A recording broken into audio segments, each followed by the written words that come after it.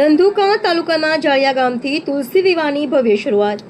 ભોળાદ ધામ સુધી શ્રદ્ધા અને ભક્તિનો અવિસ્મરણીય કાફલો। અમદાવાદ જિલ્લાના ધંધુકા તાલુકાના જાળિયા ગામે ભક્તિ, પરંપરા અને ઉત્સાહનો અદ્ભુત સંગમ જોવા મળ્યો હતો। ભવાની બિલ્ડર, ભાલનો સાવજ જેવા ઉપેન્દ્રસિંહ ચાવડાના નિવાસસ્થાને તુલસી વિવાહના લગ્ન લખવાના પાવન પ્રસંગે ગામમાં ધાર્મિક માહોલ છવાઈ ગયો હતો। તુલસી યુવાનોનું સામયું સાથે કાફલા રૂપે ગામ લોકો, યુવાનો અને મહેમાનો મોટી સંખ્યામાં ઉપસ્થિત રહ્યા હતા। શ્રી દાદા બાપુ ધામ ભોળાદ ખાતે તુલસી વિવાહના લગ્ન આપવા માટે કાફલો ધામધૂમથી રવાના થયો હતો।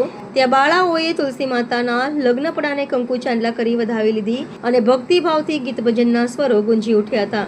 કાર્યક્રમ દરમિયાન દાનભા બાપુ દ્વારા પ્રસાદનું વિતરણ કરવામાં આવ્યું, જેમાં ઉપસ્થિત મહેમાનોએ મીઠું મોઢું કરવામાં આવ્યું હતું। સમગ્ર કાર્યક્રમમાં સૌના ચહેરા પર આનંદ અને શ્રદ્ધાનો પ્રકાશ ઝળહળી રહ્યો હતો।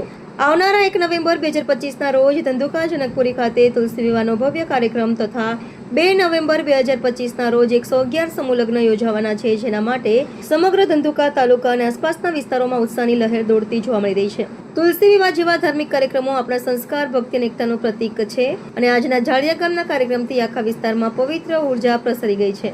ભોળાદ ધામમાં તુલસી વિવાહનો માહોલ જય દાદા બાપુના જય ઘોષથી ગુંજી ઉઠ્યો હતો। લગભગ હજારો ગાડીઓમાં ધંધુકા જનકપુરી સાથે આવવાની હોય। આજે લગનિયા લઈને અમે આવેલા, તુલસી માતાજીના લગનિયાને પૂજ્ય દાનભા બાપુના ચરણોમાં વંદન કરું છું। આવનારી તારીખ 1/11/2025ના રોજ પુરાપુરા ધામ ભોળાદ બાલથી હજારો ગાડીઓમાં ઠાકરની જાન લઈ અને જનકપુરી ખાતે માતાજીને પરણવા આવવાના। આપણી પરંપરા મુજબ, આપણી સંસ્કૃતિ મુજબ, સનાતન ધર્મ મુજબ તુલસી માતાના લગ્ન થાય પછી જનરલી બધાના લગ્ન થતા હોય છે। માતાજીના લગ્નમાં પુરાપુરા ધામ ભોળાદ બાલથી જે દાનભા બાપુ અને તમામ સેવકગણ હજારો ગાડીઓના કાફલા સાથે આવવાના છે અને એમાં લગભગ મને માહિતી મળી છે ત્યાં સુધી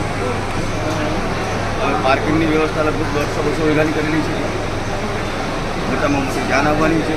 વિશ્વના સૌથી મોટા તુલસી વિવાહ છે, રાજી થવા જેવી બાબત છે અને હું માત્ર નિમિત્ત બનું છું। આ તકે હું પુરાપુરા ધામ ભોળાદ બાલનો દિલથી આભાર માનું છું, વંદન કરું છું, દાનભા બાપુના ચરણોમાં વંદન કરું છું।